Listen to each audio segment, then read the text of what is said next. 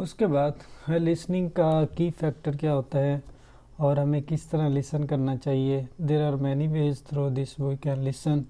तो बहुत सारे मेथड्स हैं आजकल के टेक्निकल दौर में, मतलब मॉडर्न एरा में you have a lot of learning ways through softwares, through app, so they have a lot of opportunities.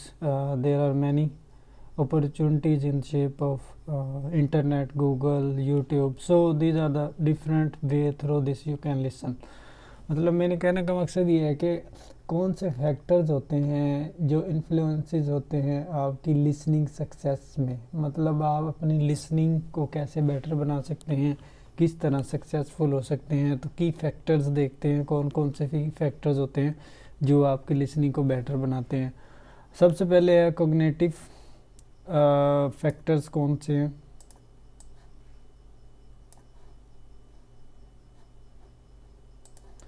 मतलब वोकैबलरी नॉलेज, आपके पास वोकैबलरी नॉलेज होना चाहिए। मतलब अगर आप कोई भी लैंग्वेज सीख रहे हैं, फॉर एग्जांपल इंग्लिश लैंग्वेज की बात करें, तो उसमें जो सबसे ज़्यादा रोल होता है वो वोकैबलरी का होता है। आप वोकैबलरी कैसे बिल्ड होगी, आप सक्सेसफुल कैसे होंगे, आप लिसन करेंगे मोस्ट ऑफ द टाइम। मतलब अगर आप कोई लेक्चर सुन रहे हैं तो अगर आप उसको इंग्लिश में सुनेंगे तो डेफिनेटली इंग्लिश की वोकैबलरी आपके माइंड में होएगी। तो अगर आप उसको उर्दू में सुनेंगे तो डेफिनेटली उर्दू वाले सेंटेंसेस आपके कैप्चर होंगे। तो लिसनिंग को सक्सेसफुल बनाने के लिए फर्स्ट जो थिंग है, की फैक्टर है वोकैबलरी ऑफ नॉलेज। उसके बाद सिंटैक्टिक नॉलेज। सिंटैक्टिक नॉलेज क्या होता है? मतलब ग्रामेटिकल नॉलेज। आपको उसकी ग्रामर के बारे में पता होना चाहिए, सब्जेक्ट क्या है, वर्ब क्या है, ऑब्जेक्ट क्या है, ये तमाम चीज़ों के बारे में आइडिया होना बहुत ज़रूरी है। उसके बाद थर्ड वन है डिस्कोर्स नॉलेज। डिस्कोर्स नॉलेज मतलब टेक्स्ट किस तरह लिखा हुआ है और कंटेक्स्ट किस तरह है, किस वे से बात की गई है, उसमें कौन से मीनिंग्स का इस्तेमाल किया गया है, कौन सा सेंटेंस स्ट्रक्चर यूज़ किया गया है और कौन सा रेफरेंस दिया गया है। मतलब डिस्कोर्स एनालिसिस, मतलब उसको अगर एनालिसिस करें तो हमें पता चलना चाहिए कि किस वे में वो बात करना चाह रहा है। उसके बाद प्रैग्मेटिक नॉलेज। प्रैग्मेटिक नॉलेज मतलब कुछ ऐसे वर्ड्स होते हैं जिसके लिटरल मीनिंग्स होते हैं।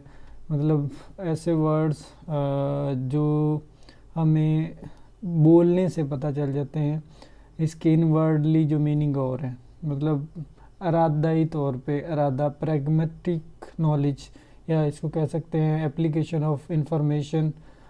जो स्पीकर की अटेंशंस होती हैं, मतलब स्पीकर कुछ बताना चाह रहा होता है, उसके पीछे एक लंबी स्टोरी होती है जो हमें वो एक वर्ड के थ्रू समझा देता है, उसको प्रैग्मेटिक नॉलेज कहते हैं।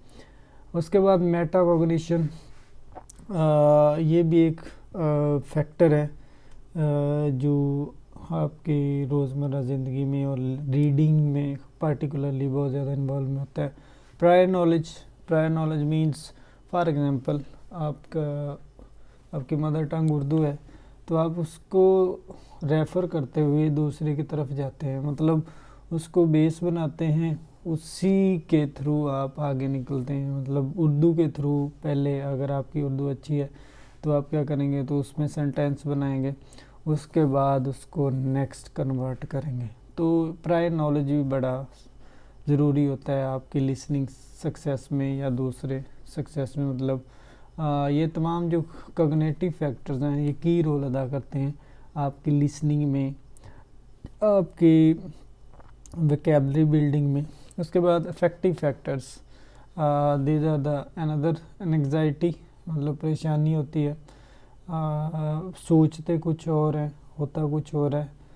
उसके बाद सेल्फ एफिकेसी, सेल्फ कॉन्फिडेंस, मतलब आपको फुली ग्रिप होनी चाहिए, इतना ज़्यादा मजबूत होना चाहिए कि आप कोई भी चीज़ सीखने जा रहे हैं तो आपको कॉन्फिडेंटली आइडिया हो कि मैं ये कर सकता हूँ, और आप में मतलब इतनी सेल्फ कॉन्फिडेंस या मोटिवेशन आपके माइंड में इतनी होनी चाहिए कि कोई भी चीज़ इस दुनिया में टफ़ नहीं है।